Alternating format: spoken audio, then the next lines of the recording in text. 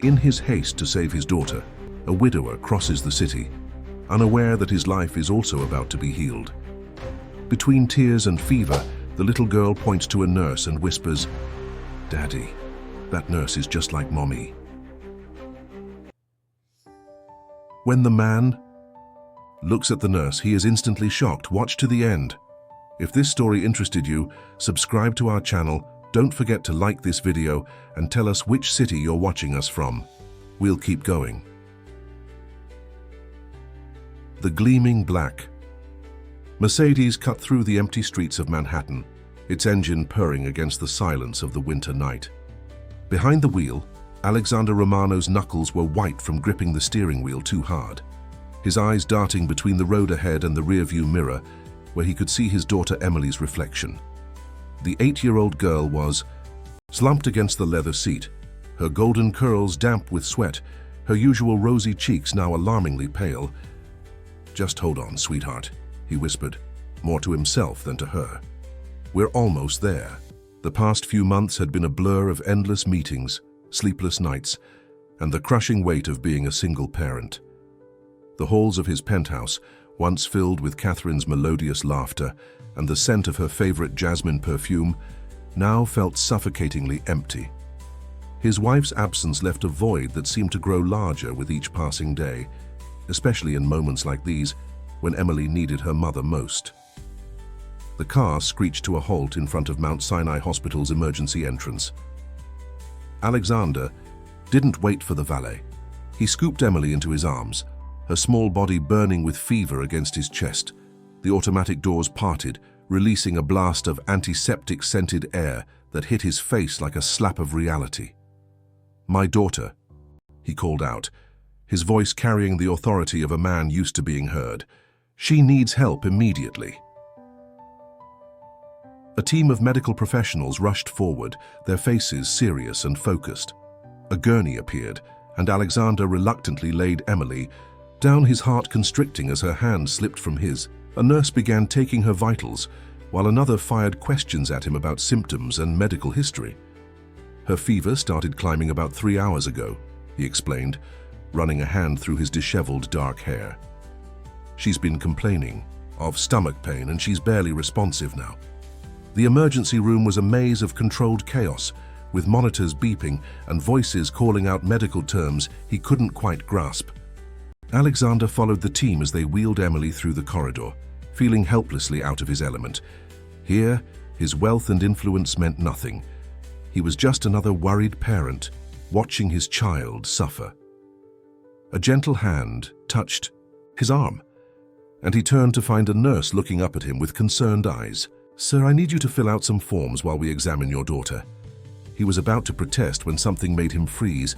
The nurse's face, illuminated by the harsh fluorescent lights, stirred something deep within his memory.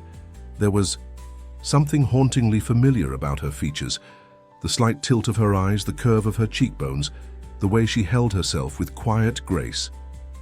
Before he could process this strange sensation, Emily's weak voice cut through his thoughts. "Daddy?" He was at her side in an instant, leaning close to hear her whispered words. Emily's eyes were fixed on something, or someone, behind him, and there was an odd mixture of wonder and confusion in her feverish gaze. "What is it, Princess?" he asked, smoothing back her damp hair. Emily's next words sent a jolt through his entire body, making him question whether he too was running a fever and hallucinating. "Daddy, that nurse, she looks just like Mommy." Alexander turned slowly, his heart thundering in his chest. The nurse who had touched his arm earlier was still there, now frozen in place, her face having lost some of its professional composure. Their eyes met across the space between them, and in that moment the world seemed to tilt on its axis. The resemblance was undeniable, almost supernatural in its precision. It wasn't just a passing similarity. It was as if Catherine herself was standing there in scrubs, her hair pulled back in a practical bun instead of flowing freely as she had always worn it. The same warm brown eyes, the same delicate nose, even the same tiny freckle just below her left eyebrow. The nurse broke eye contact first, quickly busying herself with Emily's chart. Her hands trembled slightly as she made notes, betraying her own discomfort with the situation. Alexander couldn't tear his gaze away, even as doctors and other nurses moved around them, even as Emily was being prepared for tests and examinations. "Sir?" Another nurse touched his arm, breaking the spell. "We need to move your daughter to pediatrics now. Would you please come with me to complete the admission paperwork?" Alexander nodded numbly, his mind still reeling from what he'd just witnessed. As he followed the second nurse to the administration desk, he couldn't shake the feeling that his carefully constructed world was about to change dramatically.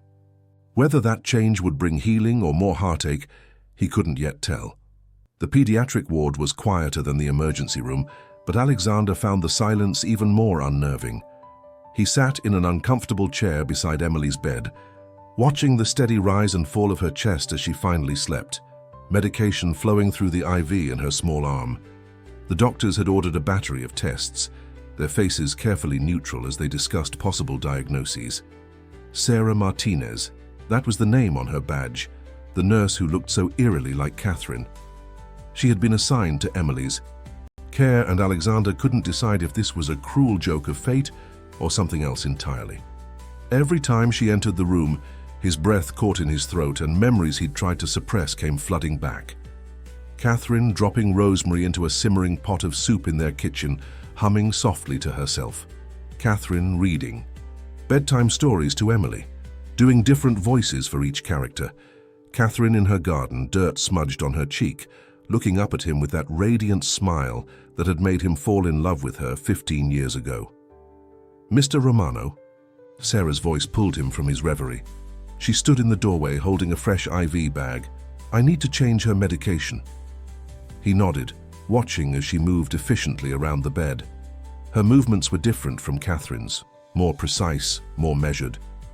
Yet there was the same gentleness in the way she tucked Emily's blanket around her, the same careful attention to detail. "How long have you been a nurse?" he found himself asking, the words escaping before he could stop them. Sarah paused for a moment, then continued her work. "Almost 10 years, she replied softly. "I've been at Mount Sinai for the past 3, and you've always been in pediatrics?" "No." Something flickered across her face, pain perhaps, or remembrance. "I took a break from nursing for a while, came back about 2 years ago." Emily stirred in her sleep, mumbling something incoherent. Sarah immediately turned her attention to the child, checking her temperature with the back of her hand, in a gesture so familiar it made Alexander's heart ache. It was exactly how Catherine used to check Emily's fever. "She's doing better," Sarah said, making a note in the chart. "The antibiotics seem to be working." "Thank you," Alexander managed, his voice rough, "for taking care of her." Sarah met his eyes then, and for a moment, neither of them could look away. There were questions burning in her gaze, things left unsaid hanging in the air between them. But before either could speak, Emily's eyes fluttered open. "Mommy," she called out weakly, reaching toward Sarah. The nurse stepped back as if burned, her professional demeanor cracking slightly. Alexander moved to Emily's side, taking her small hand in his. "No, sweetheart, this is Nurse Sarah. She's taking care of you." Emily blinked, confusion clouding her features. "But she looks just like the picture by my bed, the one of Mommy in the garden." Sarah's sharp intake of breath was audible in the quiet room. She busied herself with the monitors, but Alexander could see the slight tremor in her hands. Emily continued to stare at her, that same wonder from earlier returning to her face. "Even your voice sounds like hers," Emily whispered. "When you were singing earlier while I was almost asleep, it was Mommy's special song." Alexander's head snapped up. He hadn't been in the room continuously. Had Sarah really been singing to Emily, the same lullaby Catherine used to sing? Sarah straightened up, clutching Emily's chart like a shield. "I'll be back to check on her in an hour," she said, her voice carefully controlled. "Try to get some rest, both of you." She hurried from the room, but not before Alexander caught the glint of tears in her eyes. He sat back in his chair, mind racing. The resemblance was one thing, it could be dismissed as an extraordinary coincidence, but the song? Catherine's lullaby had been something unique, a melody she'd created herself, mixing fragments of old Romanian folk songs her grandmother had taught her. Outside the room, through the narrow window in the door, he could see Sarah, standing at the nurse's station, one hand pressed to her mouth, the other gripping the edge of the counter. She looked lost in thought, or perhaps lost in memory.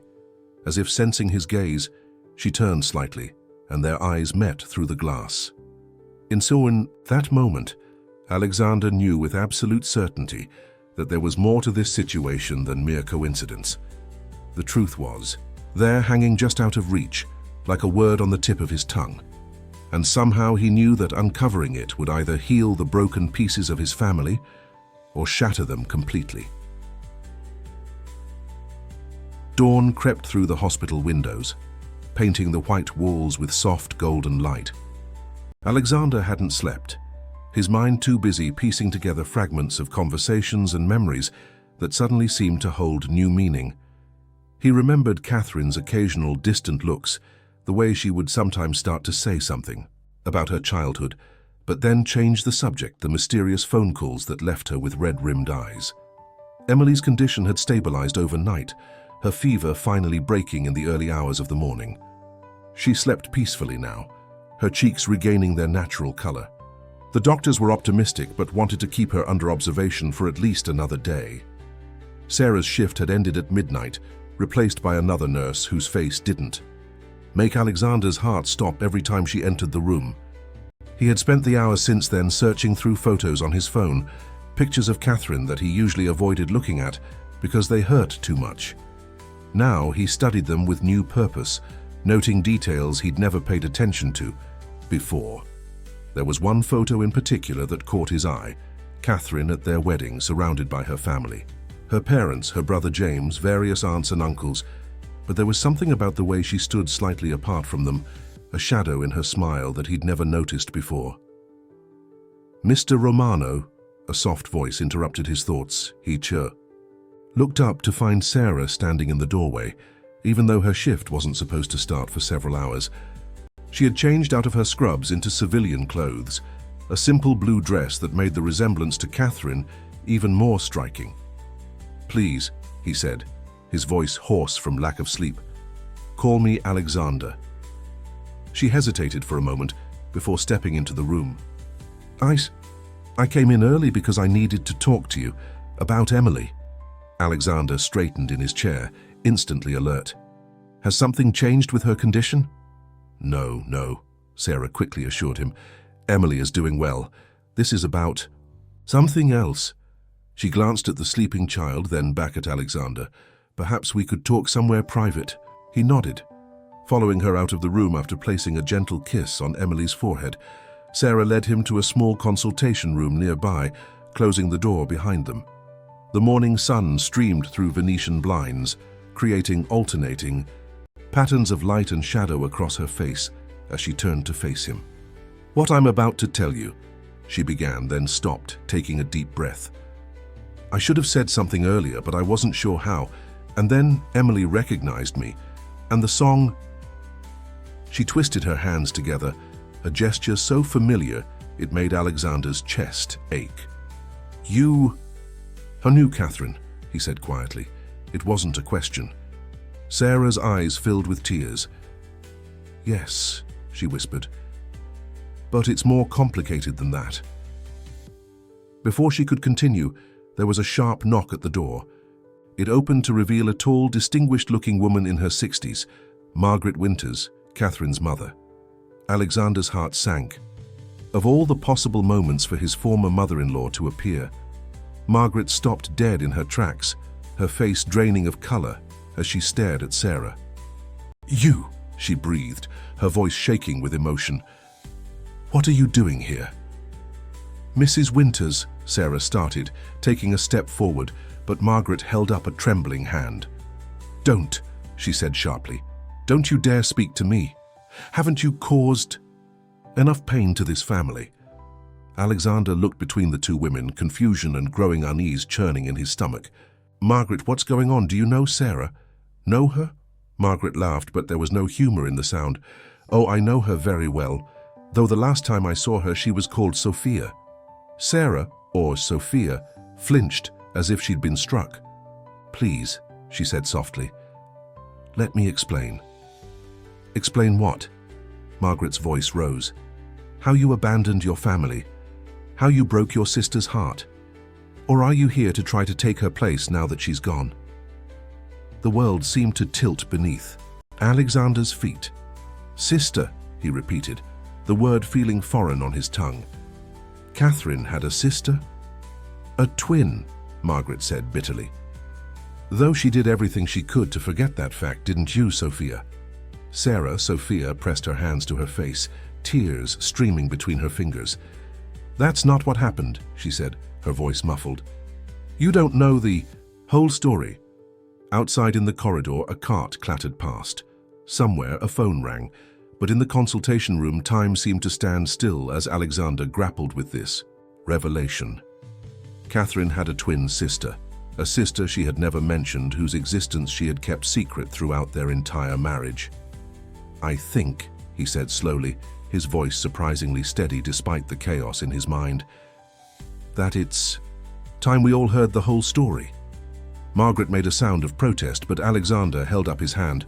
"No, Margaret, no more secrets, no more half-truths. Catherine," his voice caught on her name, "Catherine isn't here to tell her side, but Emily is in that room, and she deserves to know the truth about her family." Sophia lowered her hands, revealing a face so like Catherine's yet marked by its own unique pain. "You're right," she said quietly. "It's time for the truth. All of it." She moved to sit in one of the chairs, her shoulders straight, despite the weight of what was to come. Margaret remained standing, her face a mask of conflicting emotions. And Alexander, caught between past and present, between grief and hope, prepared himself to learn the story that Catherine had taken to her grave.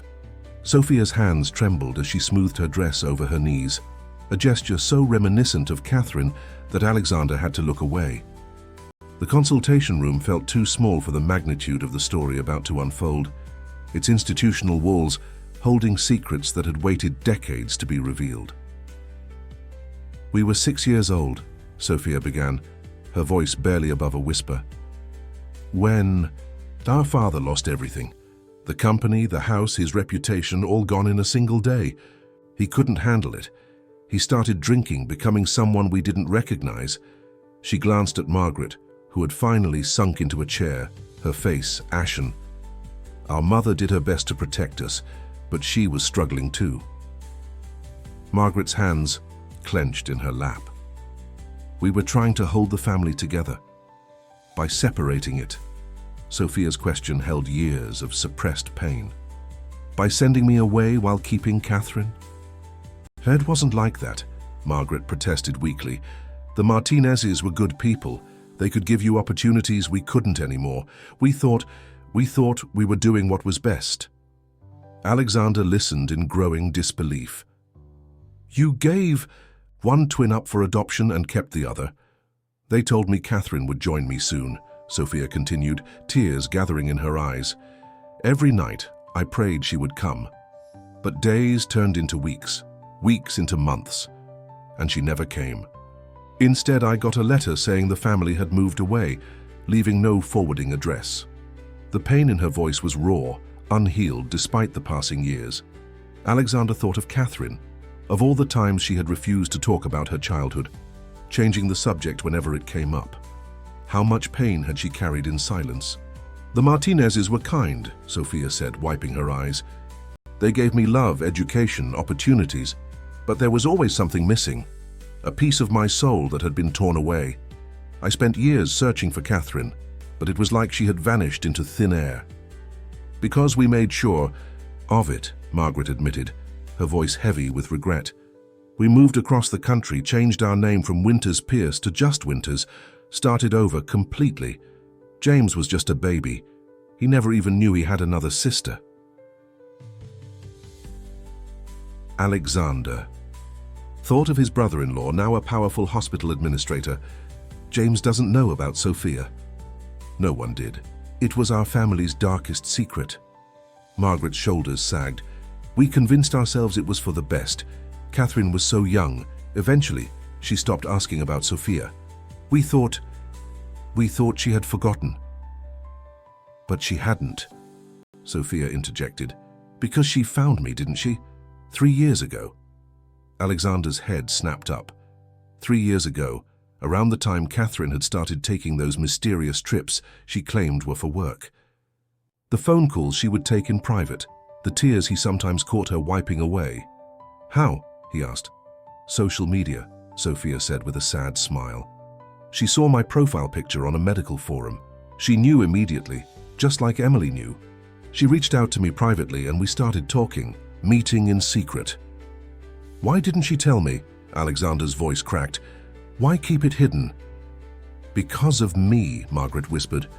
She was afraid of how I would react, afraid it would tear the family apart again. She wanted to tell you, Alexander. She talked about it every time we met. But she was waiting for the right moment, trying to figure out how to heal the past without destroying the present. Sophia stood up suddenly, pacing the small room. And then she got sick. Everything happened so fast. By the time I found out, it was too late. I couldn't even say goodbye to my own sister. The weight of lost opportunities, of words left unsaid, filled the room like a physical presence. Alexander remembered Catherine's last days, how she had seemed desperate to tell him something, but the pain medication had made it difficult for her to focus. Had this been what she was trying to say? I took a job here at Mount Sinai 2 months ago, Sophia said, stopping her pacing. I knew Emily was a patient here sometimes. I thought maybe I could watch over her from afar. Be some small part of her life, honor Catherine's memory somehow. I never expected to actually meet you or for Emily to recognize me. I should have known better. Catherine always said they had a special connection. A knock at the door made them all jump. A nurse poked her head in. Mr. Romano, Emily's awake and asking for you. Alexander stood, his mind whirling with everything he'd learned. But before he could reach the door, Sophia's voice stopped him. There's something else. You need to know, she said urgently. Something Catherine made me promise to tell you if anything ever happened to her. It's about Emily's condition and about a choice Catherine made before she got sick. Margaret gasped softly, and Alexander turned back to face Sophia, sensing that the revelations weren't over yet. The weight of unspoken truth still hung in the air, waiting to reshape their world once again. The walk back to Emily's room felt like the longest of Alexander's life, each step heavy with the weight of Sophia's words. Behind him, both women followed in tense silence, their shared past crackling between them like static electricity. As they approached Emily's room, they could hear her chattering with the day nurse, her voice stronger than it had been in days. Alexander paused at the doorway, turning to Sophia. Whatever this is about, whatever Catherine told you, Emily comes first. Her well-being is all that matters. Sophia nodded, her eyes full of understanding. That's exactly what Catherine said you would say. It's why she trusted you so completely. They entered the room to find Emily sitting up in bed, her bright eyes lighting up at the sight of them. Daddy and Nurse Sarah. She tilted her head, studying Margaret. Grandma, I thought you were in Florida. Margaret moved to Emily's bedside, smoothing her granddaughter's unruly curls. I came as soon as I heard you were sick, sweetheart. How are you feeling? Much better, Emily declared. Nurse Sarah has magic hands, just like Mommy did. They make everything feel better. The adults exchanged glances, the weight of Emily's innocent observation hanging in the air. Alexander cleared his throat. Princess, how would you like to watch some cartoons while we talk to your doctors for a few minutes? Emily's face fell slightly. Grown-up stuff? Just for a little while, he promised, reaching for the remote and finding her favorite channel. We'll be right outside. Once they were back in the hallway, Sophia led them to a small conference room used for patient consultations. She closed the door carefully behind them before turning to face Alexander and Margaret. What I'm about to tell you, Catherine made me swear to keep it secret unless it became absolutely necessary. Sophia took a deep breath. Emily's condition isn't just a series of random illnesses. She inherited the same genetic marker that Catherine had. The one that made her sick. Alexander felt the floor tilt beneath his feet. What? But the doctors tested Emily after we lost her. They said she was fine. They tested for the immediate markers, Sophia explained, her professional demeanor mixing with sisterly concern. But Catherine had discovered something else. During one of our meetings, she told me about a research trial she'd been participating in. They'd identified a rare genetic variation that could cause complications later in life. Catherine was desperate to find a way to protect Emily from going through what she did. Margaret sank into a chair, her face pale. That's why she was meeting with all those specialists in the months before. Yes, Sophia confirmed. She was working with a team of researchers to develop a preventive treatment protocol, but she knew it would take time she worried she might not have. That's why she made arrangements for everything Emily would need. Research notes, medical contacts, even a trust fund specifically for her treatment. Alexander ran a hand through his hair, frustration building. Why didn't she tell me any of this? Because she knew you would spend every penny you had, sacrifice everything to find a cure immediately, Sophia said softly. She wanted Emily to have a normal childhood, not one spent in hospitals and research facilities. The protocol she helped develop is showing promising results, but it needs to be administered at specific stages of development. Emily is approaching the first crucial window now. And you think that's what's causing her current symptoms? Alexander asked, his mind racing. Sophia nodded. These fevers, the stomach pains, they're early warning signs. But because I knew what to look for, we caught it in time. The treatment can begin as soon as Emily is strong enough. Where are these research notes? Margaret demanded. The medical contacts? Catherine left everything with me, Sophia replied, including a letter explaining why she chose to handle it this way. She knew that as a nurse, especially one with genetics training, I would understand the medical aspects. And as her twin, her voice caught slightly. She trusted me to know when the time was right. Alexander moved to the window, watching the early morning traffic below. His world had shifted so many times in the past 24 hours, he wasn't sure what solid ground felt like anymore. Yet somehow, in all this chaos, he felt Catherine's presence stronger than he had since losing her. In Sophia's revelations, in her careful planning for Emily's future, in the way she had woven a safety net for their daughter even after she was gone. There's more, Sophia said quietly. The research facility where Catherine was treated, it's run by James.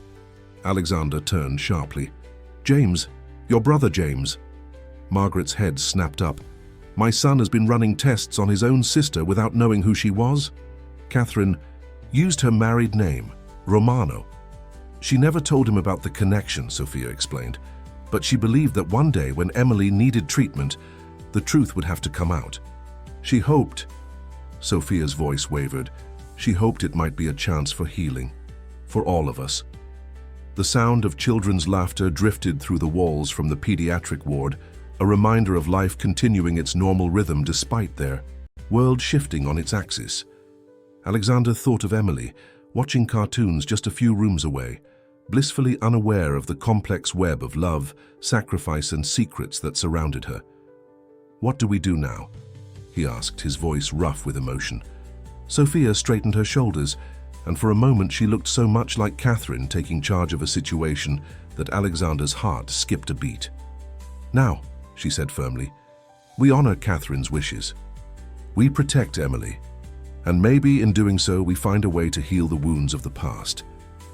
Through the conference room window, the morning sun cast long shadows across the floor, reminding them all that time, precious, limited time, was not on their side. The pediatric ward's playroom was filled with afternoon sunlight when James Winters arrived. He stood in the doorway, his tailored suit and commanding presence at odds with the cheerful primary colors of the children's space. Emily sat at a small table, concentrated on a puzzle, while Sophia helped her match pieces. The scene was so domestic, so natural that Alexander felt a pang in his chest.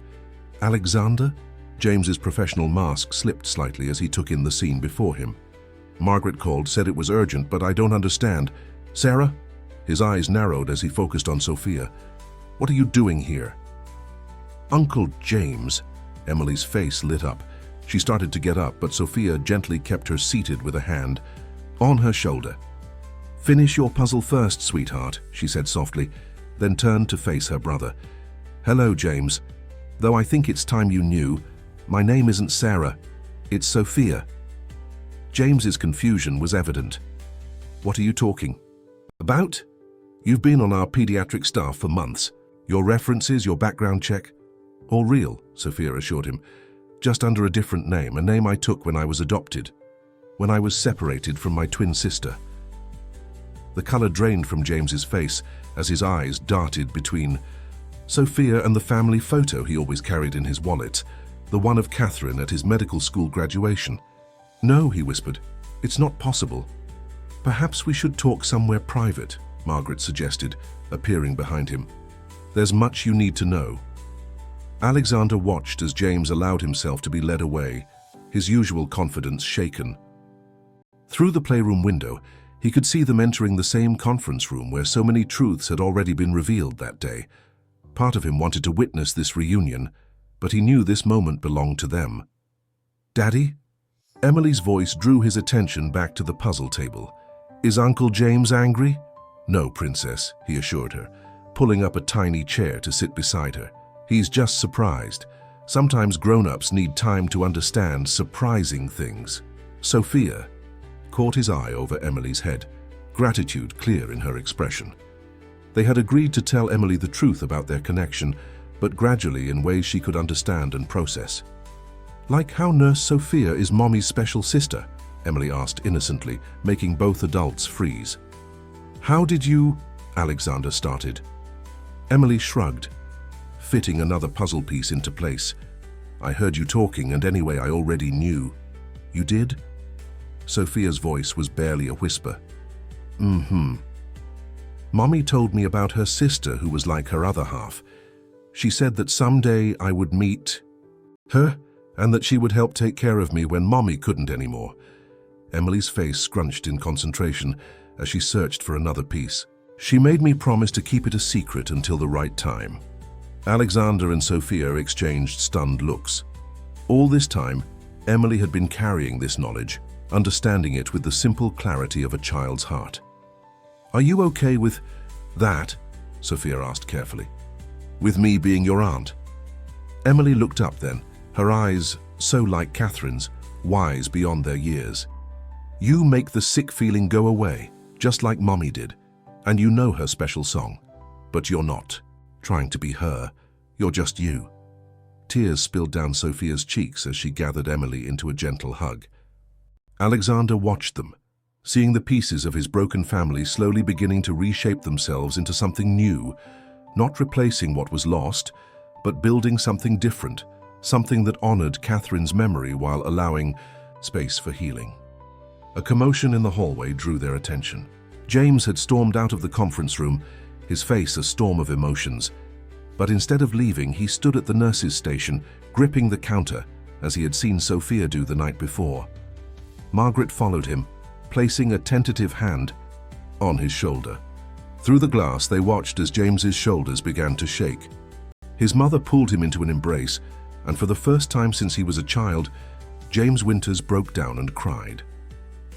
"Sometimes," Emily said sagely, returning to her puzzle, "grown-ups need to cry to feel better. Mommy told me that too." Sophia wiped her eyes, managing a watery smile. "Your mommy was very wise." "The wisest," Emily agreed.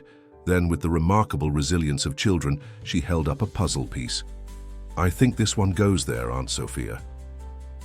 The simple acceptance in those words, Aunt Sophia, seemed to fill the room with light. Outside, James was straightening up, composing himself. Margaret's arm remained around his shoulders as they turned back toward the playroom, ready to face whatever came next. Alexander watched it all, feeling Catherine's presence in every gesture, every tear, every moment of understanding. She had orchestrated this reunion from beyond, laying the groundwork for her family to find each other again, not to replace what was lost, but to build something new from the scattered pieces of their shared past. The research facility's conference room felt worlds away from the warm comfort of the pediatric ward. James stood at the head of the table, his composure recovered, but his eyes still holding traces of his earlier emotional breakthrough. Spread before them were Catherine's research files, years of work, observations, and carefully planned protocols. "Remember this patient," James said softly, touching one of the files marked with Catherine's patient number. "She was so determined to help others, even when her own condition was—" He trailed off, the weight of understanding hitting him anew. "I never knew I was treating my own sister." Sophia leaned forward, her nurse's training evident in the way she studied the medical charts. Catherine knew the risks of participating in the experimental treatments, but she was convinced they would lead to breakthroughs that could help Emily. Alexander sat between them, trying to absorb the complex medical terminology that filled the pages. And she was right. "These treatments could help our daughter? More than that," James replied, his professional expertise mixing with newfound personal investment. Catherine's participation in the trial led to significant advances in understanding how this genetic marker manifests. The protocols she helped develop are revolutionary. Through the glass walls of the conference room, they could see Emily in the facility's children's area, happily drawing with new friends she'd made, other young patients participating in various treatment programs. Margaret sat with her, watching her granddaughter with a mixture of love and concern. "The treatment plan Catherine outlined," Sophia explained, pulling out a detailed timeline, "it's comprehensive. She thought of everything: medication schedules, dietary requirements, even specific physical therapy exercises designed to strengthen Emily's immune system." "But there's a problem," James interjected, running a hand through his hair. A gesture so like his sister's that it made Sophia's heart ache. "The board is meeting next week to discuss funding allocations. There's pressure to redirect resources to more profitable research areas." Alexander straightened in his chair. "Money isn't an issue. I'll fund whatever Emily needs." "It's not that simple," James said, pacing now. "The research facility operates under strict protocols. We can't accept private funding without board approval, and several board members have already expressed concerns about the program's long-term viability." Sophia stood up, her voice firm. "Those board members haven't seen what this treatment can do. They haven't watched children improve, families heal. Catherine knew this work was important enough to dedicate her final years to it."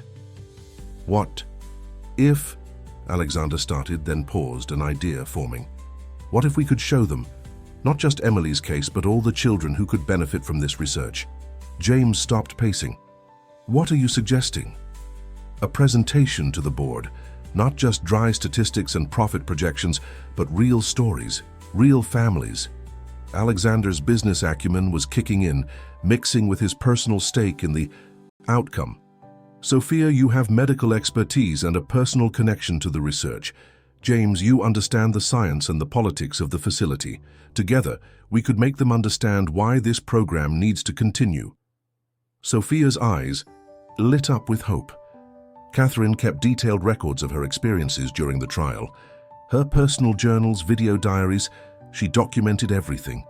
"Video diaries," Alexander's voice caught. "I never knew." "She made them for Emily," Sophia explained gently, "to help her understand someday why this research was so important, why her mother fought so hard to protect her future." The room fell silent as the implications sank in. Catherine's voice, her image, her passion for this cause, all preserved, waiting to be shared with those who needed to understand. James moved to the window, watching Emily laugh as she showed her grandmother her drawing. "The board meeting is in 6 days. We'll need to work fast." "Then we'd better get started," Alexander said, his determination matching Catherine's spirit. "Emily's treatment can't wait." Sophia gathered the files, her hands gentle with the papers her sister had touched. "Catherine always said that hope was like a bridge.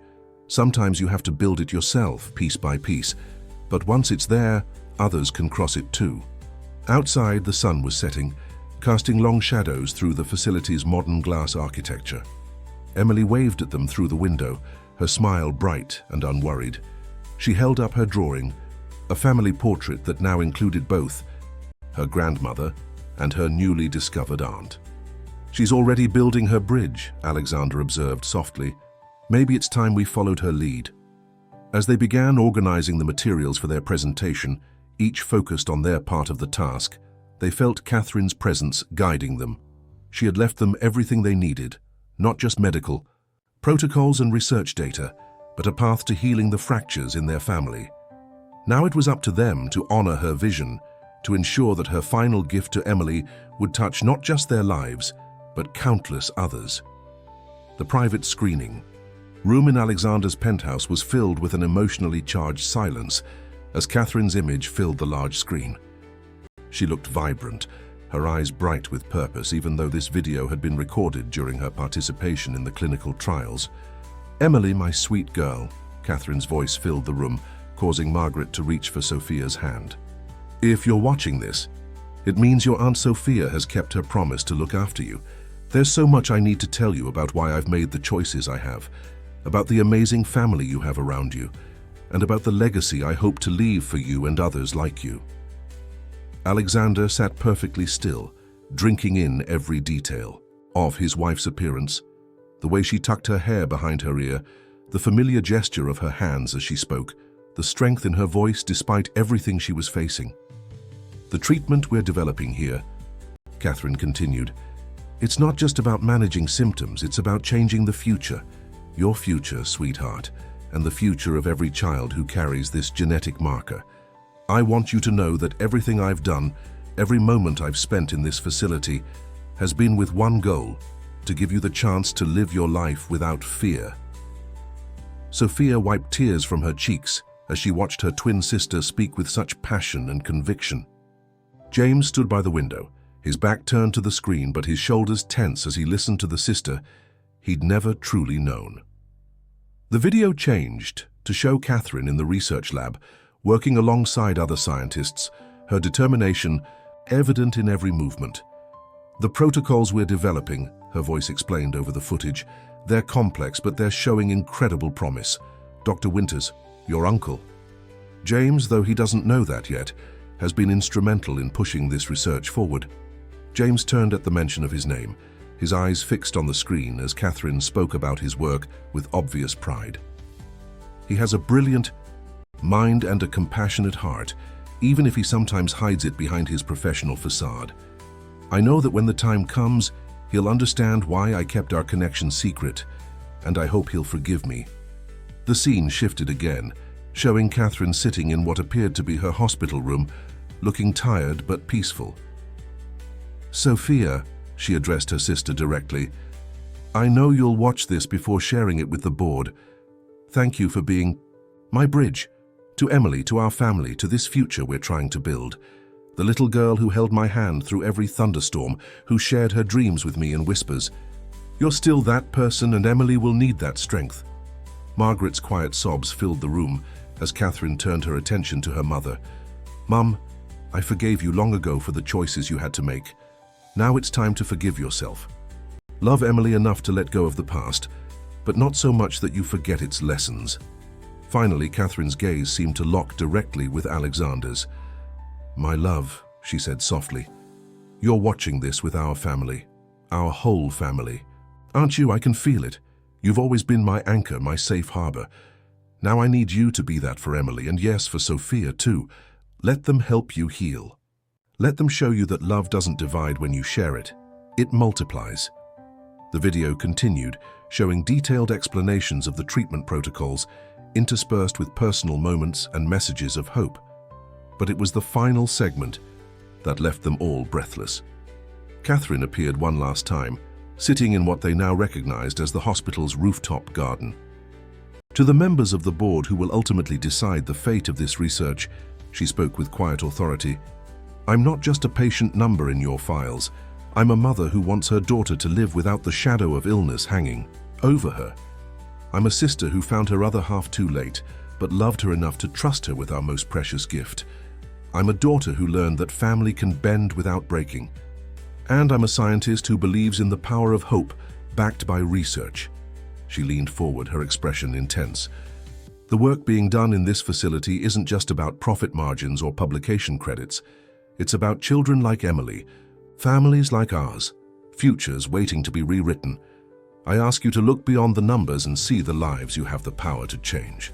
As the screen faded to black, the room remained silent, each person processing Catherine's words in their own way. Emily, who had been unusually quiet throughout the viewing, spoke first. "Mommy was really brave, wasn't she?" Alexander pulled his daughter close, breathing in the familiar scent of her hair. "Yes, Princess, she was the bravest person I've ever known." "And smart," James added, his voice rough with emotion. "So incredibly smart." Sophia moved to sit on Emily's other side, and the little girl automatically reached for her hand. "Your mum knew exactly what she was doing," Sophia said softly. "She left us a map to follow, breadcrumbs to lead us all back to each other." Margaret joined them, completing the circle of family that Catherine had envisioned. "Now we just have to be brave enough to follow where she led us." Through the penthouse windows, the city lights twinkled like stars, and somewhere in that gentle glow, they all felt Catherine's presence, guiding them toward the next step of their journey together. The VE. Days leading up to the board meeting passed in a whirlwind of preparation. The conference room at the research facility had become their command center, its walls covered with presentation materials, medical charts, and photographs of children whose lives could be changed by the treatment protocol.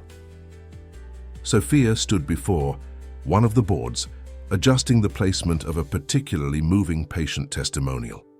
She'd taken a leave of absence from her nursing duties to focus entirely on the presentation, her medical knowledge proving invaluable as they translated complex research data into compelling narratives.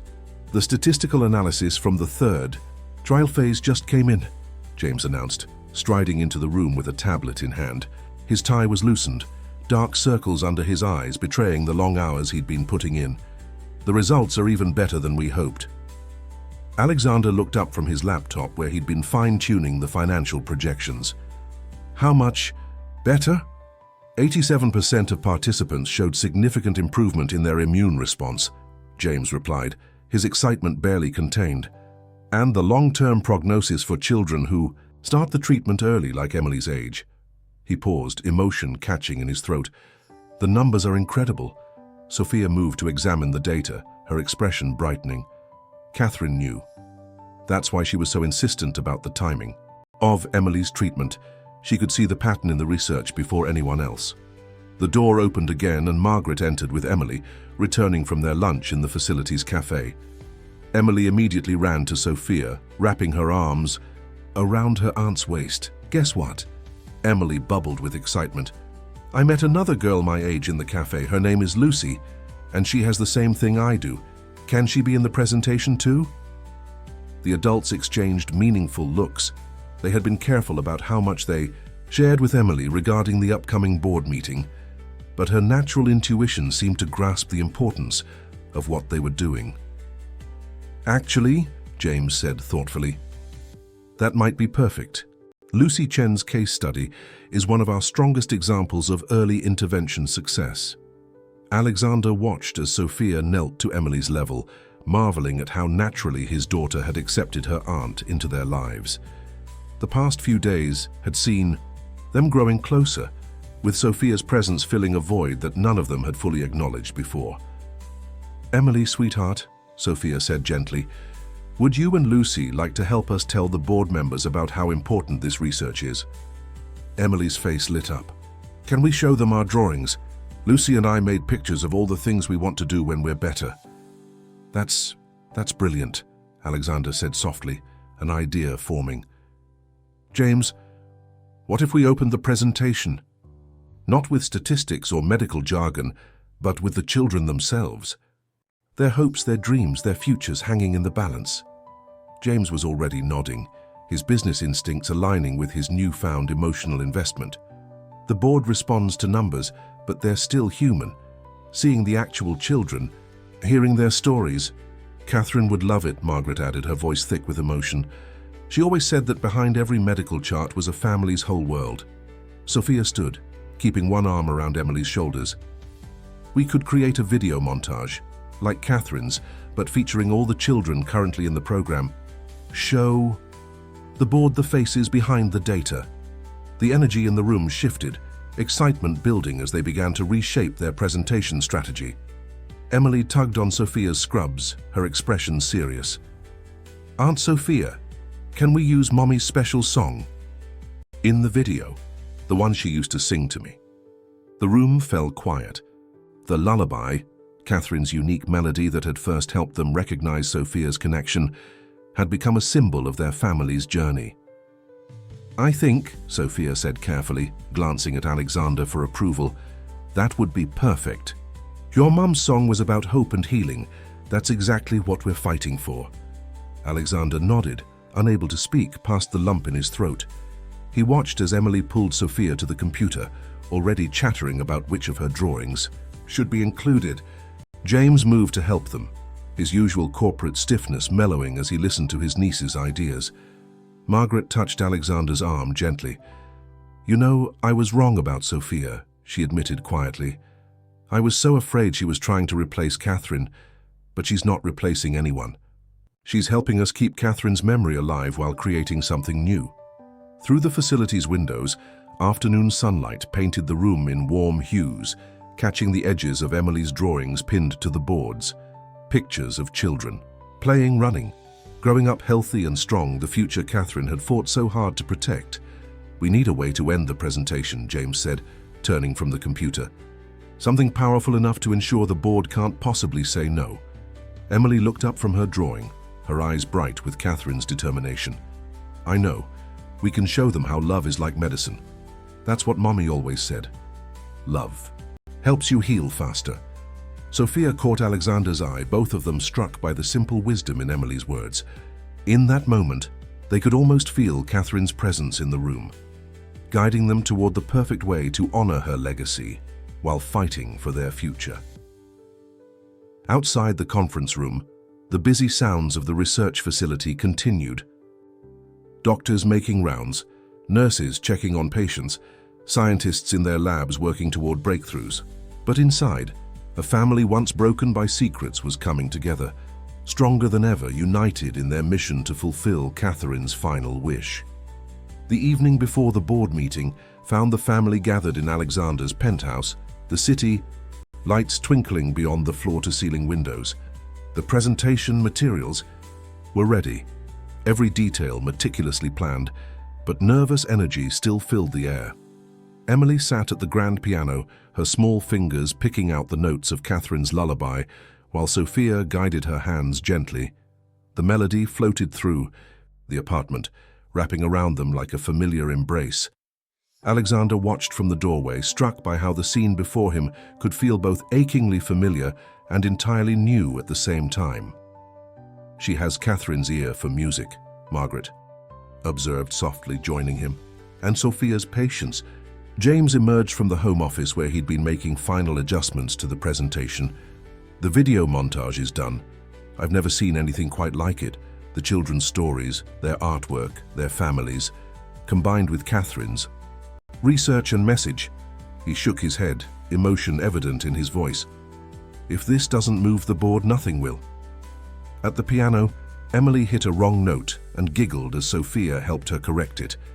The sound of their shared laughter, so like Catherine's, made Alexander's heart twist with a bittersweet ache. "Did I play it right this time, Aunt Sophia?" Emily asked, looking up at her aunt with adoring eyes. "Perfect, sweetheart," Sophia assured her, dropping a kiss on top of her head. "Your mum would be so proud of how quickly you're learning." Alexander moved to join them at the piano, placing a hand on his daughter's shoulder. "Speaking of learning, it's almost bedtime, Princess. You need your rest for tomorrow's big day." Emily's face grew serious. "Do you think the important people will listen? Will they help Lucy and the other kids too?" "They'll listen," James said firmly, coming to sit beside his niece. "And if they don't, we'll find another way. That's what family does. We keep fighting until we find a solution." Sophia's hands stilled on the piano keys. Catherine knew that. It's why she never gave up, why she worked so hard to leave us everything we needed to continue her work.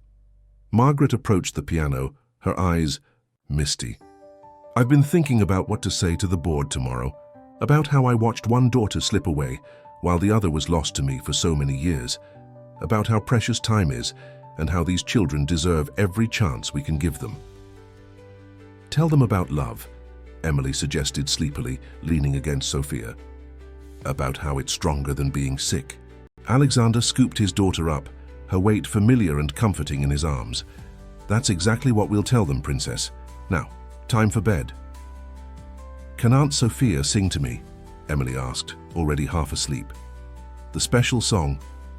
Sophia's eyes met Alexander's, seeking permission. He nodded, his throat tight with emotion.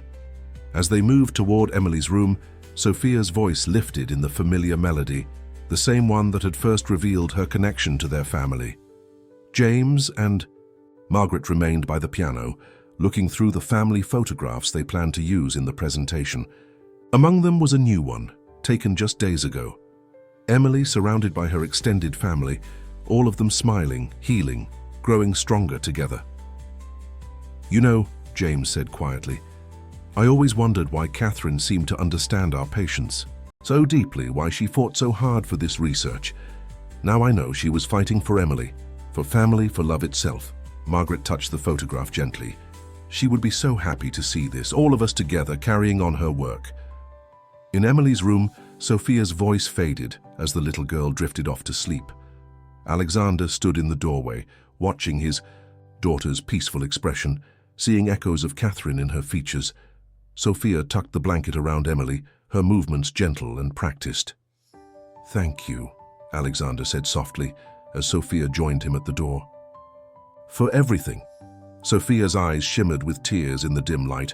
I should be thanking you, for accepting me, for letting me be part of Emily's life, for helping me honor Catherine's memory.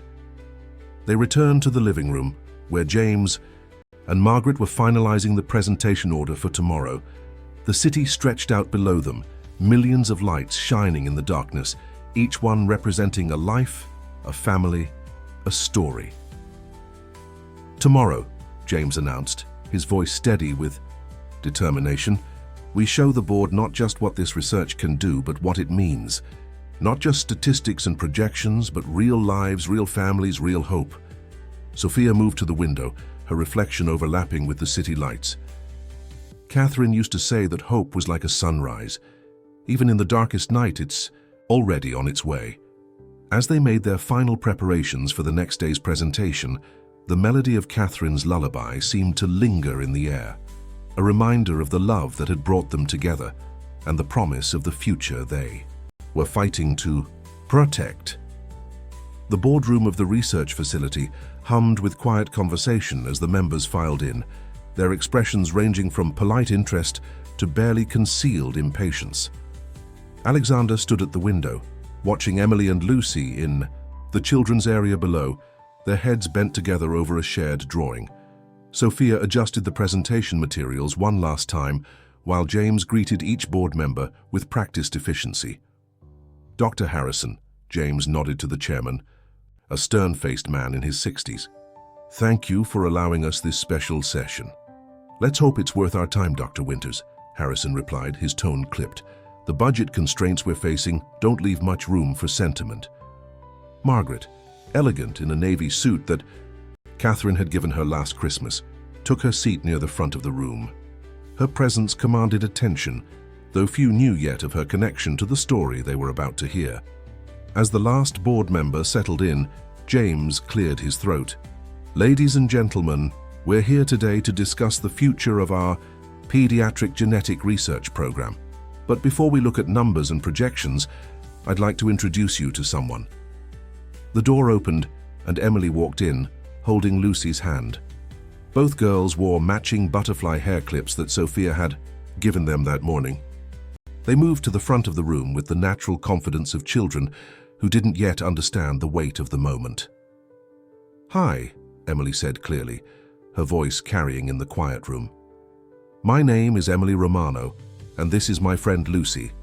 We're here because we need your help. Lucy stepped forward, her dark eyes serious. We made something for you, she said, gesturing to the large easel that Sophia was unveiling.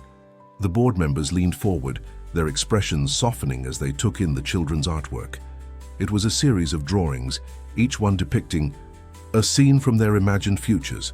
Emily as a ballet dancer, Lucy as a veterinarian, other children from the program in various scenes of joy and achievement.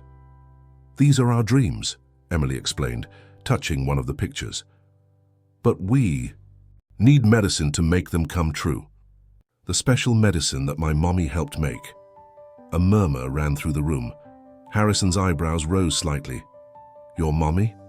Sophia stepped forward, her resemblance to Catherine causing several board members to gasp. "Allow me to introduce myself. I'm Sophia Martinez, pediatric nurse and twin sister of Catherine Romano, the researcher who dedicated her final years to developing the treatment protocol this facility is considering discontinuing." The atmosphere in the room shifted perceptibly. James moved to the presentation screen, bringing up Catherine's image. Catherine Romano wasn't just another researcher. She was a brilliant scientist who understood this project from both sides. As a medical professional, and as a mother who carried the same genetic marker she was trying to treat. Alexander joined his daughter at the front of the room, his hand gentle on her shoulder. "Catherine left us everything we needed to continue her work. Not just research notes and medical protocols, but something far more powerful: hope. The key." Video presentation began, filling the room with images of children in treatment, their families, their stories of progress and possibility. Catherine's voice, strong and passionate, explained the science behind the protocol, while current patients and their parents shared their experiences. "The results speak for themselves," James continued as the video ended, launching into the statistical analysis. But the numbers seemed different now, more meaningful, as the board members kept glancing at Emily and Lucy, putting faces to the data. Margaret stood then, her voice steady despite her emotion. "I lost my daughter before she could see this project through, but in losing her, our family found something we didn't know we were missing. We found the truth about love's ability to heal not just bodies, but hearts and families too." Sophia moved to the screen, bringing up the latest trial results. The protocol Catherine helped develop shows an 87% success rate in early intervention cases. But more than that, it shows us that when we combine cutting-edge science with unwavering hope, miracles become possible. Emily tugged on Alexander's sleeve, whispering something in his ear. He nodded, and she turned to address the board again. "Can I play something for you? It's my mummy's special song. She made it for me when I was sick, and now Aunt Sophia helps me play it." Before anyone could object, Sophia led Emily to the grand piano in the corner of the boardroom, an instrument usually reserved for charity galas and formal events. The first notes of Catherine's lullaby filled the air, Emily's small fingers finding the keys with careful precision, while Sophia guided her gently. The effect was immediate and profound. Several board members dabbed at their eyes. Even Harrison's stern expression softened as the melody wrapped around them, carrying echoes of a mother's love and a scientist's determination to change the future. As the last notes faded, Lucy joined Emily at the piano. "Please," she said simply, "we just want to grow up strong like other kids." The boardroom fell silent, the weight of the moment settling over everyone present. Harrison cleared his throat, looking down at the budget reports before him, then at the children's hopeful faces. "Dr. Winters," he said finally, his voice gruff with emotion, "perhaps you could walk us through the 5-year projection for the program again, this time with an eye toward expansion rather than termination." James caught Sophia's eye across the room, hope blazing in both their expressions. Alexander pulled Emily close, feeling Catherine's presence in every heartbeat of this moment. And Margaret, watching it all, saw her family's broken pieces finally forming something new and beautiful, exactly as Catherine had dreamed they would. The sunset painted the research facility's rooftop garden in shades of gold and pink as the family gathered to celebrate. Emily and Lucy chased each other around the flower beds, their laughter carrying on the evening breeze. The board's decision to not only continue but expand the research program had lifted a weight from all their shoulders, replacing fear with possibility. Sophia stood at the railing, watching the children play, when Alexander joined her. "Catherine used to love this garden," he said softly.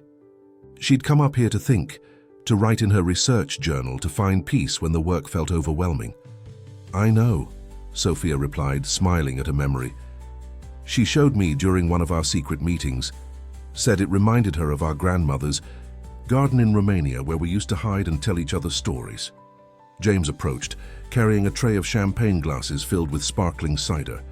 "A toast," he proposed, "to new beginnings and second chances." Margaret joined them, accepting a glass. "And to Catherine," she added, "who knew exactly what we needed, even when we didn't know ourselves." The adults raised their glasses as Emily and Lucy ran up to join them, slightly out of breath from their play. "Can we toast too?" Emily asked, reaching for a glass of cider. "Of course, Princess," Alexander smiled, handing her a glass. "What should we toast to?" Emily thought. For a moment, then brightened. "To family. And to Lucy being my new best friend. And to Aunt Sophia's magic hands that make people feel better. And to Uncle James being smart like Mommy. And to Grandma's hugs. And to Daddy's brave heart." Lucy raised her glass solemnly. "And to all the other kids who can get better now." The simplicity and depth of their toast brought fresh tears to Sophia's eyes. She felt Catherine's presence strongly in this moment, in this garden where her sister had spent so many hours working toward this very future. Soon Dr. Romano, a nurse, appeared at the garden entrance. "Emily's latest test results are in." The family turned as one, tension momentarily returning until they saw the nurse's smile. "The new treatment is working exactly as Dr. Catherine predicted it would. Emily's numbers are improving across the board." The relief was palpable. Alexander pulled Emily into his arms, holding her close as Sophia and James examined the test results. Margaret wrapped her arms around Lucy, who had become like another grandchild to her over the past few days. "See?" Emily said triumphantly. "Mommy's medicine is magic, just like her song." Sophia looked up from the medical chart, her professional knowledge confirming what her heart already knew. "It's working for Lucy too," she said, joy evident in her voice. "All the children in the trial are showing similar improvements." James ran a hand through his hair, a gesture so like his sister's that it made Margaret catch her breath. "We'll need to expand the facility sooner than we thought. The board approved the funding, but with results like these, we'll have families coming from all over the country. Then we'll build what we need," Alexander said firmly. "Catherine gave us the foundation. Now it's up to us to build on it." Emily wiggled out of her father's arms and ran to the piano that had been brought to the garden for the celebration.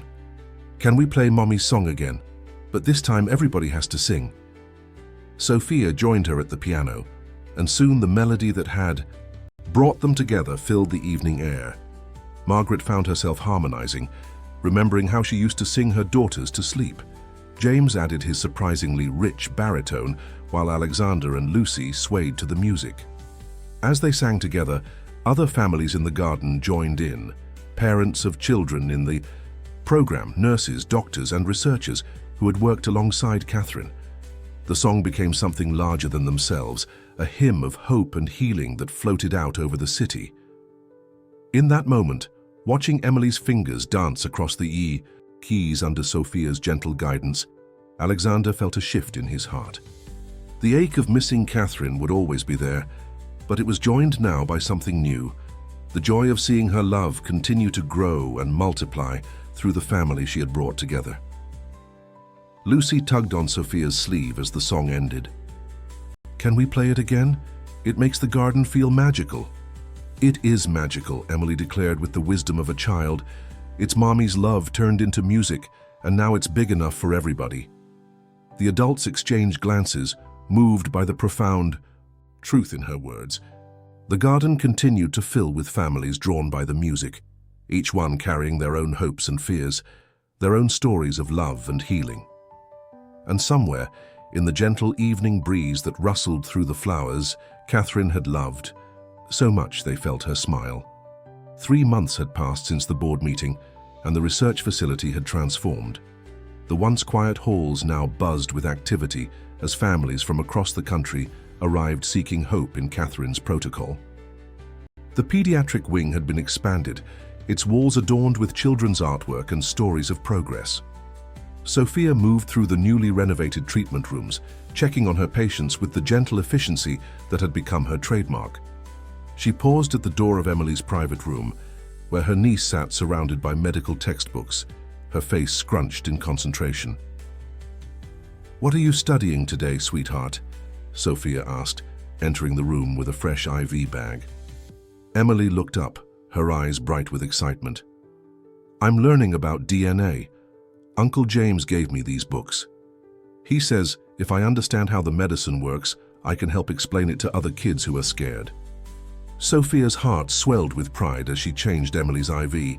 The little girl had become something of an ambassador for the program, her natural compassion and understanding helping new patients adjust to their treatments.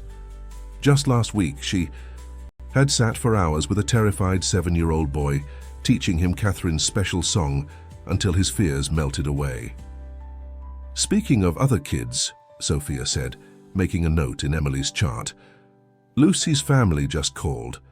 Her latest results came back even better than expected." Emily bounced in her bed, making the medical textbooks jump. "Can she come visit? We're working on a special project." "What kind of project?" Alexander's voice came from the doorway. He entered carrying a laptop and a stack of papers. He had taken to working from Emily's room whenever possible, converting the space into a combination office and treatment room. "It's a surprise," Emily said mysteriously, "but it's going to help lots of people smile." James appeared behind Alexander, his usual suit replaced by casual clothes, another change the past months had brought. "Is this about the music therapy program you two have been whispering about?" Emily's jaw dropped. "How did you know?" "Because," James grinned, dropping into a chair, "Lucy's mother asked me for permission to bring a keyboard into the treatment room. Something about teaching other patients the special healing song." Sophia and Alexander exchanged glances, both remembering how Catherine's lullaby had first brought them together. The melody had spread through the pediatric wing, adopted and adapted by other families until it had become an unofficial anthem of hope. "Actually," Sophia said, sitting on the edge of Emily's bed, "I've been thinking about that. The way the music helps calm the children during treatments, how it gives them something to focus on besides their illness." "We should make it official," Emily interrupted excitedly. "A real program. Lucy and I can teach the song, and maybe other songs too, and Aunt Sophia can show the parents how to do the magic hand movements that make the hurt go away." Alexander moved to the window, looking out at the expanded parking lot, now full of cars from different states. "Catherine would love that," he said softly, combining music with her medical protocol. "It's more than that," James added thoughtfully. "The emotional support, the sense of community it creates, it's exactly what she was talking about in her research notes. The healing power of connection." A knock at the door revealed Margaret carrying a large photo album. "Look what I found in storage," she announced, setting the album on Emily's bed. Pictures from when Catherine and Sophia were Emily's age. Ilmunda. Family gathered around as Margaret opened the album. There, preserved in slightly faded photographs, were two identical little girls sitting at an old piano, their faces bright with laughter. "I remember this," Sophia said, touching the photo gently. "Grandmother was teaching us her Romanian lullabies. Catherine would always add her own little twists to the melodies." Emily studied the photograph intently. "Is that where Mommy learned to make special songs?" "I think so," Margaret replied, her voice soft with memory. "She always said music was medicine for the soul." "Then we have to share it," Emily declared with firm conviction. "We can make a whole music room with pianos and guitars and drums. And everybody can learn the healing songs." James pulled out his phone, already making notes. "We could convert the old physical therapy space. It's not being used since we moved those services to the new wing." "I can help design it," Alexander offered, his business mind engaging with the idea. "Make it both functional and welcoming." Sophia watched as her family began planning, their excitement building. This was how it had been since the board meeting, one idea leading to another, each improvement inspired by Catherine's vision of comprehensive healing. "What do you think, Aunt Sophia?" Emily asked, her eyes shining. "Will you help teach the other nurses how to use music with their patients?" Sophia felt tears prick her eyes as she looked at her niece, seeing echoes of Catherine's determination in her expression.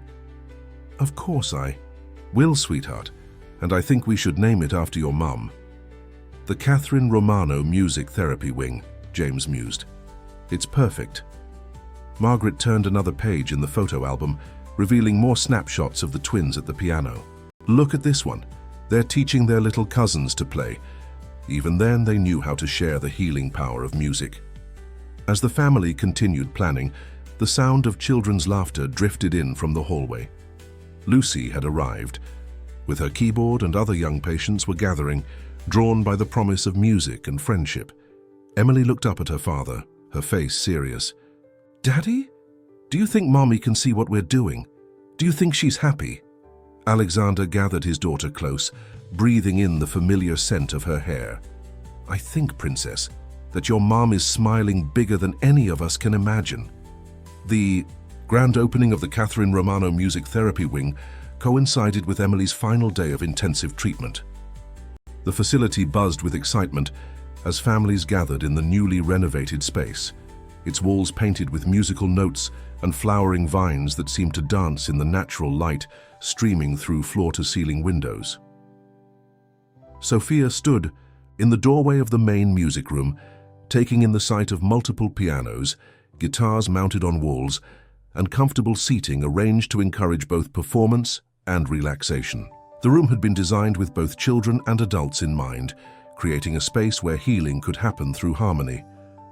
"Everything ready for the ceremony?" James asked, appearing beside her with a clipboard. The past months had softened his corporate edge, though he still maintained the efficient organization that made him an excellent administrator. "Almost," Sophia replied, watching as Lucy helped Emily arrange sheet music on the main piano. "The children's choir wants to run through Catherine's song one more time." The choir had grown organically from Emily and Lucy's initial music lessons. Now dozens of young patients gathered regularly to sing and play together, their health improving alongside their musical skills. Parents reported that the children who participated in the music program showed better response to treatment, improved emotional well-being, and faster recovery times. Alexander entered carrying a large framed photograph, Catherine in her research lab, captured in a moment of joy as she reviewed promising test results. The picture would hang in the entrance of the new wing, alongside a plaque describing her groundbreaking work and the legacy she left behind. "The photographer's here," he announced, carefully hanging the portrait, "and the local news station wants to do a feature story on the program's success." Margaret hurried in, carrying garland made of paper flowers, each one crafted by a patient or family member, bearing messages of hope and gratitude. "The other families are gathering in the courtyard," she reported, "and you won't believe who just arrived. Dr. Harrison and the entire board." Sophia smiled, remembering how the stern board chairman had become one of their strongest supporters after witnessing the program's impact. His own granddaughter had recently been diagnosed with a similar genetic condition, leading him to understand personally the importance of their work. Emily ran up to them, her face flushed with excitement. "Is it time? Can we start?" "Almost."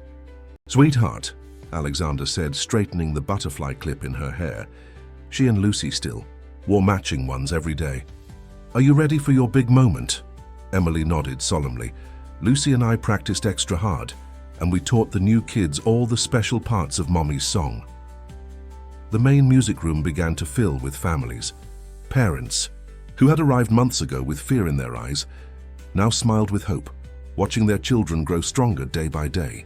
New families stood slightly apart, their expressions a mixture of uncertainty and cautious optimism. Sophia moved to the piano, gathering the children's choir around her. As she looked at their faces, some still pale from treatment, others glowing with returning health, she felt Catherine's presence strongly. "Before we begin," she said softly to the children, "remember what Emily taught you about the magic in this song. It's not just in the notes or the words, it's in the love we put into it." The ceremony began with James welcoming everyone and explaining the significance of the new wing. He spoke about Catherine's research, about the hundreds of children who had already benefited from her protocol, and about the countless more who would find healing in this space. Dr. Harrison stood to announce the board's decision to fund similar programs at research facilities across the country. "What began as one mother's fight for her child's future," he said, his voice thick with emotion, "has become a beacon of hope for families everywhere." Then it was time for the children's performance. Emily and Lucy sat together at the main piano, their small hands poised over the keys. Sophia gave them an encouraging nod, and the first notes of Catherine's lullaby filled the room. The choir joined in, their young voices lifting the melody to the rafters. Parents wiped tears as they recognized the song that had become synonymous with healing in the facility.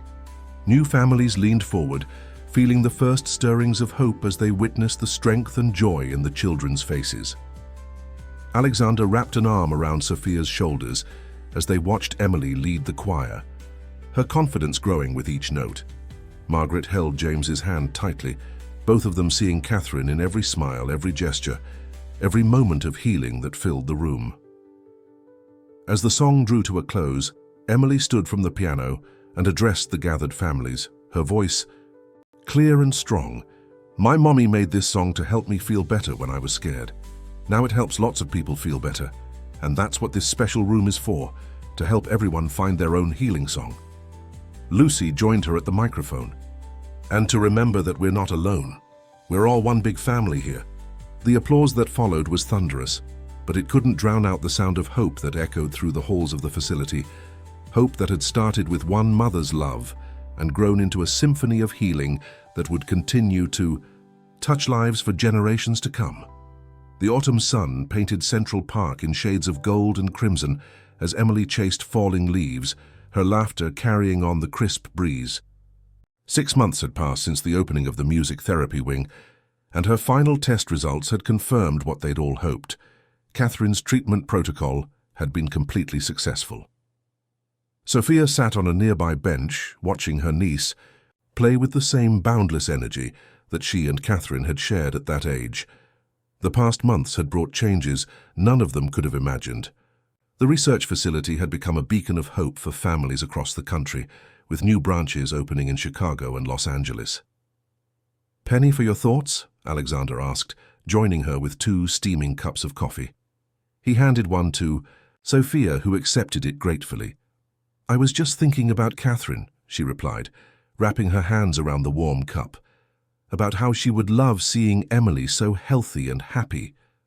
Alexander smiled, watching his daughter attempt to catch a particularly elusive maple leaf. "She sees it. I'm sure of that now." The sound of familiar voices drew their attention. James and Margaret were approaching along the park path, accompanied by Dr. Harrison and a woman they didn't recognize. "Emily," James called out, "come meet someone special." Emily bounded over, her cheeks pink from exertion. The woman with Dr. Harrison knelt down to Emily's level, her eyes bright with emotion. "Hello, Emily," she said softly. "My name is Dr. Elena Petrescu. I knew your mother when we were students together in Romania." Sophia stood quickly, recognition dawning. "Elena, from the University of Bucharest?" Dr. Petrescu turned, her face lighting up. "Sophia, Catherine told me about finding you, but seeing you in person." She embraced Sophia warmly. "I've been following your work with the music therapy program. It's extraordinary." James stepped forward, barely containing his excitement. "Dr. Petrescu is here because she's been implementing Catherine's protocol at her research facility in Bucharest. The results have been remarkable." "But that's not all," Dr. Harrison added. "She's made some fascinating discoveries about the genetic marker's connection to musical ability. It seems Catherine's instinct about music therapy wasn't just emotional, there's a biological component." Emily tugged on Dr. Petrescu's sleeve. "Does that mean the special song really is magic?" The doctor laughed gently. "In a way, yes. Your mother understood something that science is just beginning to prove, that music can speak to our very DNA." Alexander watched as Sophia and Dr. Petrescu began discussing the implications of this discovery, their shared connection to Catherine, creating an instant bond. Margaret had taken Emily to feed the ducks, while James and Dr. Harrison talked animatedly about expanding the research program internationally. A gust of wind swept through the park, sending leaves swirling around them like nature's confetti. Emily's voice carried across the water as she taught Margaret the latest variation of Catherine's lullaby.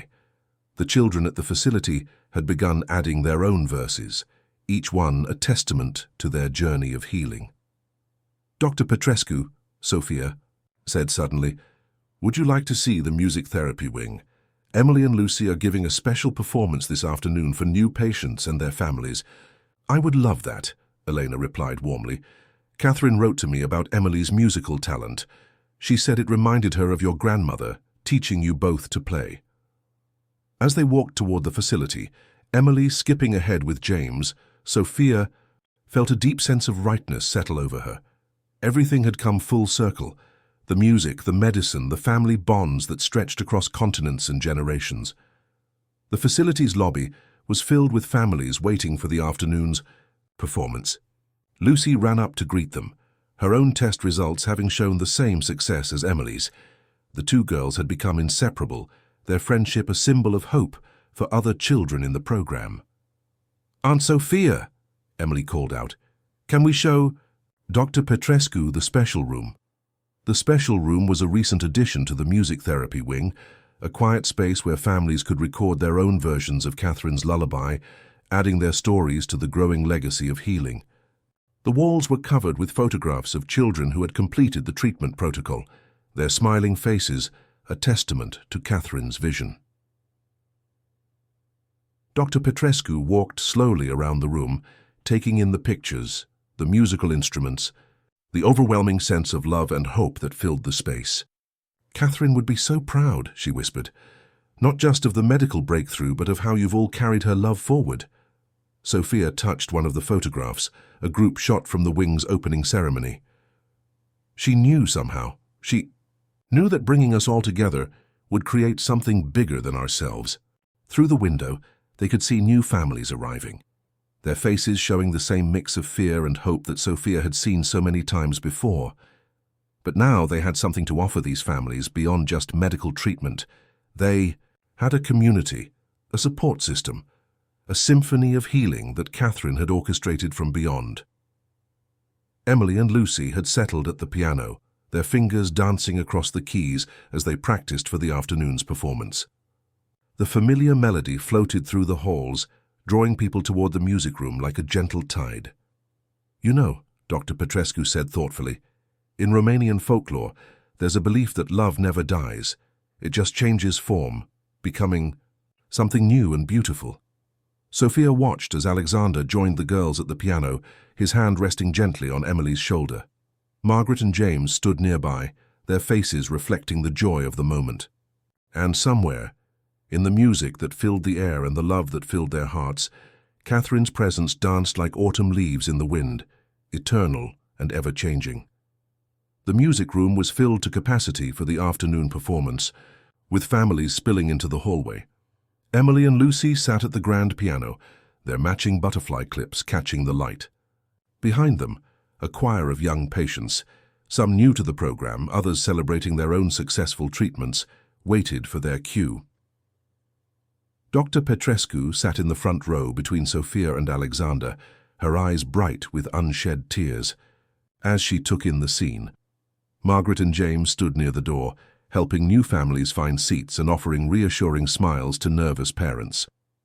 "Before we begin," Emily announced, her clear voice carrying to the back of the room, "I want to tell you about my mom.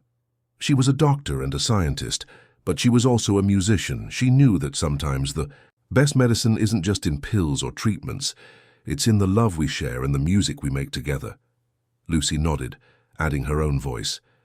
"When Emily first taught me her mum's special song, I was really scared about being sick. But the music helped me feel brave. Now we want to help you feel brave too." The first notes of Catherine's lullaby filled the room, but this time it was different. The melody had evolved, enriched by the contributions of countless families who had passed through the facility. Each variation told a story of hope, of healing, of love that transcended loss. As the children's choir joined in, Sophia noticed the new families beginning to relax, their tension melting away as the music wrapped around them like a warm embrace. Dr. Harrison, who had slipped in quietly, stood at the back of the room with tears running unchecked down his face. Emily's voice soared above the others, strong and clear. When darkness feels too heavy and fear is all around, remember, love's the melody that lifts us from the ground. The verse was new. Emily and Lucy had written it themselves, working with other children in the program to capture their shared experience. Each child in the choir held a paper flower, similar to those that had decorated the wing's opening ceremony, but these were different. Inside each bloom was written a message of hope, from a child who had completed the treatment to one just beginning their journey. As the song drew to a close, the young patients moved through the audience, presenting their flowers to new families.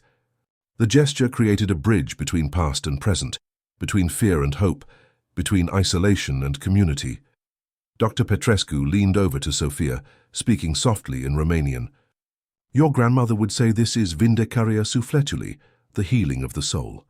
Sophia nodded, watching as Emily and Lucy left the piano to distribute their own flowers. Catherine understood that. It's why she fought so hard to create something that would live on after her. Alexander stood to address the audience, his voice steady with emotion. "Welcome to your new family. Here you'll find not just medical treatment, but a community that understands your journey. My wife Catherine believed that healing happens best when we face challenges together, when we allow love and hope to guide us through the darkest times." James joined him, adding, "Thanks to Catherine's research and the dedicated work of our medical team, we've seen extraordinary success rates. But equally important is what happens in this room, the connections you'll make, the strength you'll find in each other, the music that will lift your spirits when medicine alone isn't enough."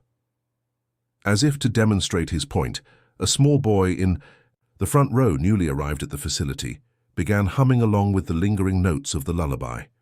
His mother gasped softly. He hadn't spoken or made a sound since receiving his diagnosis 2 weeks ago. Emily immediately returned to the piano, patting the bench beside her in invitation. The boy hesitated, then joined her, his tiny fingers finding the keys with natural instinct. Together they began playing a simple version of Catherine's song, the music building a bridge between them that transcended words. Sophia watched the scene unfold, feeling Catherine's presence so strongly it took her breath away. This was her sister's true legacy, not just the medical breakthrough, but the way it had become intertwined with music, family, and healing in all its forms.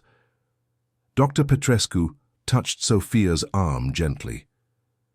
"You know, in all my years of research, I've never seen anything quite like this. It's as if Catherine found a way to prescribe love itself." "That's exactly what she did," Margaret said, joining them. "She gave us the medicine, the music, and most importantly, she gave us each other." As the afternoon continued, more children gathered around the piano. Parents who had arrived carrying the weight of fear began to smile, drawn into the warmth of the community. The music never stopped. When one song ended, another began, each one carrying echoes of Catherine's original lullaby while creating something new and beautiful. Through it all, Emily remained at the center, her father's strength and her mother's compassion shining in every gesture. She had become not just a symbol of the treatment's success, but a bridge between what was lost and what had been found.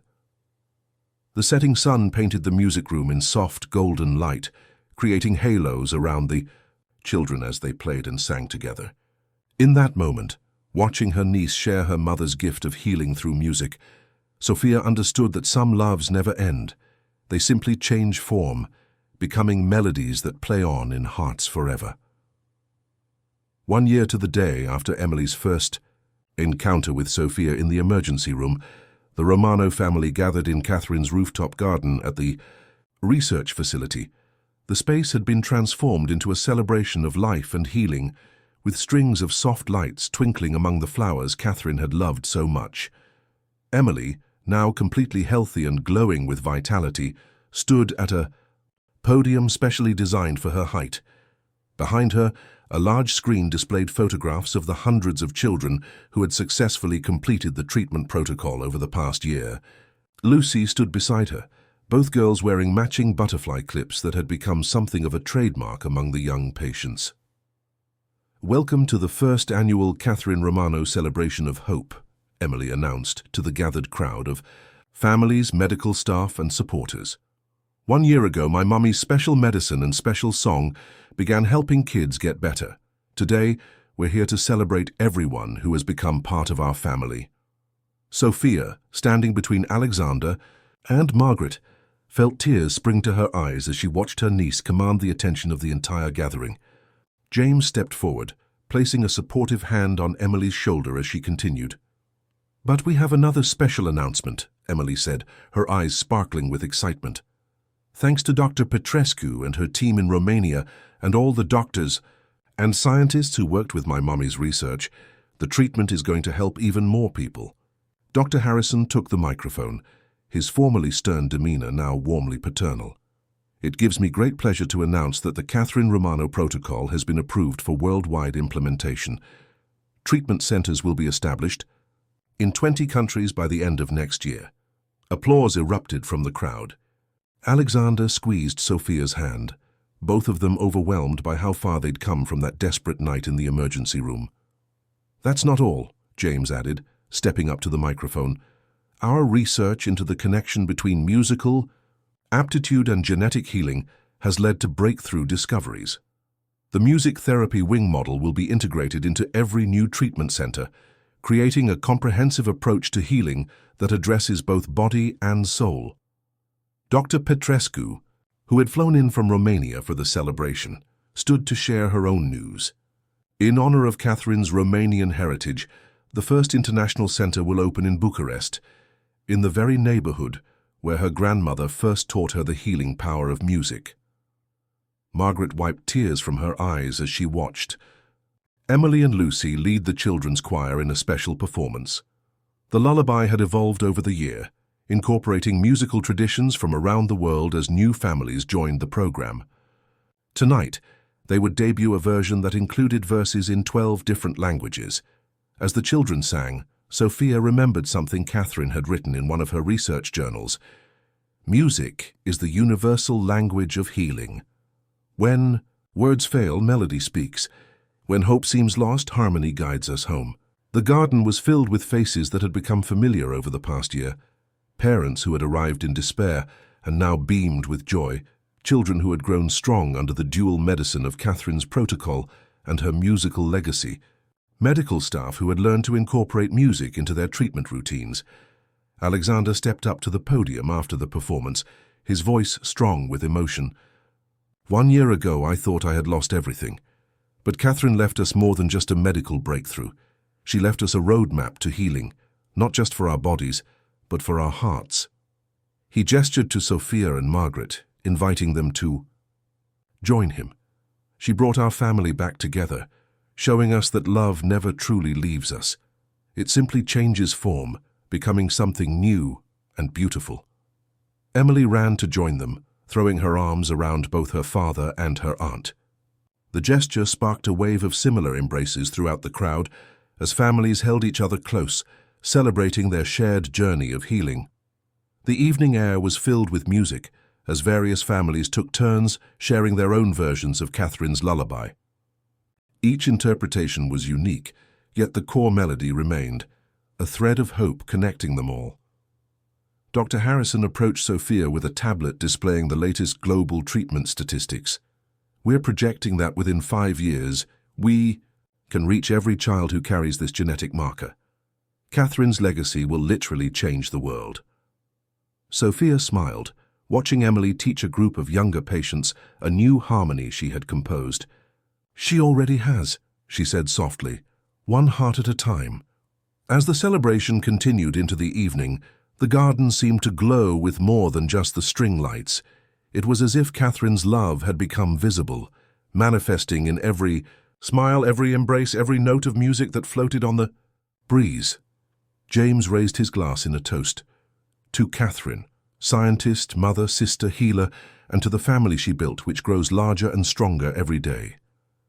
To Catherine, the crowd echoed, their voices joining in harmony.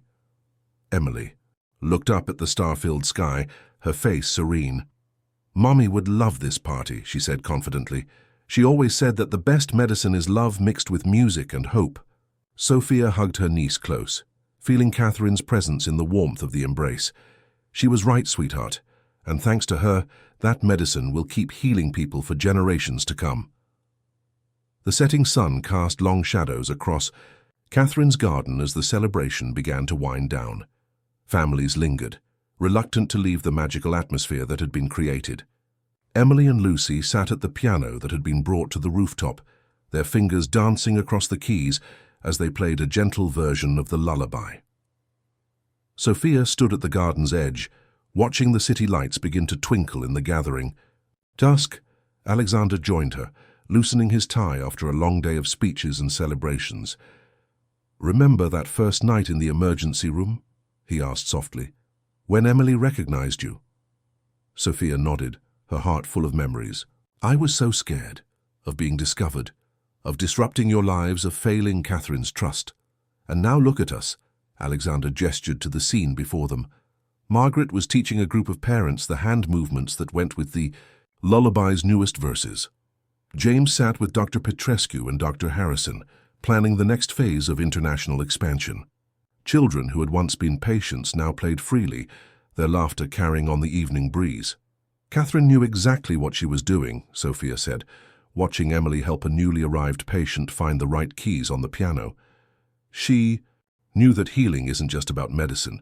It's about connection, about family, about love that transforms itself into something new. As if summoned by their conversation, Emily called out, "Daddy, Aunt Sophia, come quick. We want to show you something." They joined the gathering crowd as Emily and Lucy took center stage one last time. The girls had arranged all the young patients in a circle, each holding a candle protected by a glass holder. "We wrote this last verse specially for tonight," Emily announced. "It's about how love is like a candle. You can share its light with others, and it only grows brighter." The children began to sing, their young voices rising pure and clear in the evening air. From one heart to another, the melody flows free. Like candlelight, it spreads its warmth for all the world to see. Through music we remember. Through love we find our way. The song that started with one voice now lights our hearts each day. As they sang, they began lighting each other's candles, the garden gradually filling with warm golden light. Parents joined in the singing, followed by medical staff and visitors, until the entire rooftop garden resonated with harmony. "Doctor." Petrescu wiped tears from her eyes as she recorded the moment on her phone. "This will be how we open every new treatment center," she declared, "with music, with light, with hope." Margaret slipped her arm through Sophia's. "Catherine would be so proud of all of this, of Emily, of you, of how her love has multiplied and spread." James nodded, adding, "The medical community is already calling it the Romano Revolution, treating the whole person, not just the illness, body and soul together."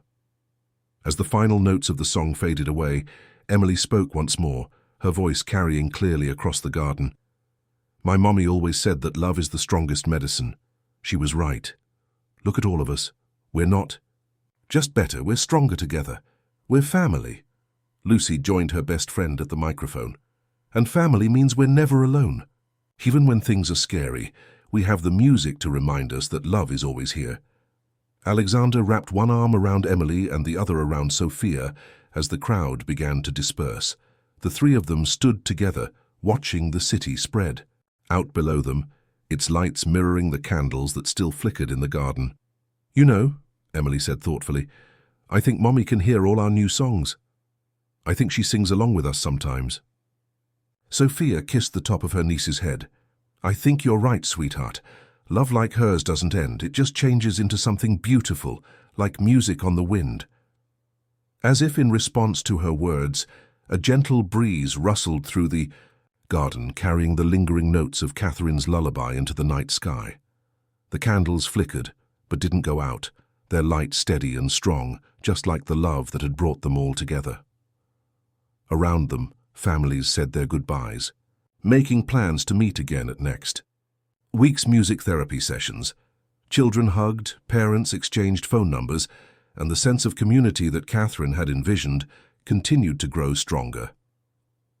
"Ready to go home?" Alexander asked Emily, who was beginning to yawn despite her excitement. Emily nodded, then turned to look one last time at the garden.